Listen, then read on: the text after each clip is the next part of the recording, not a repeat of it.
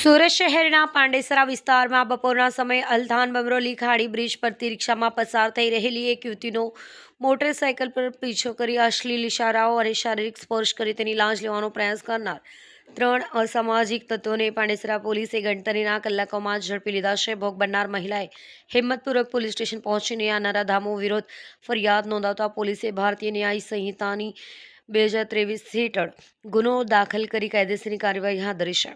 મળતી માહિતી મુજબ ફરિયાદી મહિલા બપોરે 11:30 થી 12 વાગ્યાના અરસામાં પાંડેસરા ન્યૂ અલથાણ રોડ તરફથી રિક્ષામાં પસાર થઈ રહી હતી. તે સમયે એક જ બાઇક પર સવાર 3 શખ્સોએ મહિલાનો પીછો શરૂ કર્યો હતો. મોટરસાઇકલ પર વચ્ચે બેસેલા શખ્સે મહિલાને તેની સાથે આવવા દબાણ કર્યું હતું. બાઇક ચાલકે જૂની ઓળખાણ હોવાનો દાવો કરી અશોભનીય શારીરિક સ્પર્શ અને અશ્લીલ ઇશારાઓ કર્યા હતા.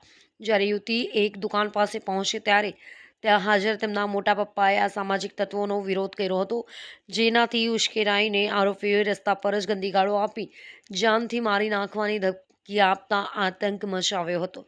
ઘટનાની ગંભીરતાને ધ્યાનમાં લઈને એસીપી ઝેડ.આર. દેસાઈના માર્ગદર્શન હેઠળ પાંડેસરા પોલીસની સર્વેલન્સ સ્ટાફ સહિતની ટીમો તાત્કાલિક એક્શનમાં આવી હતી.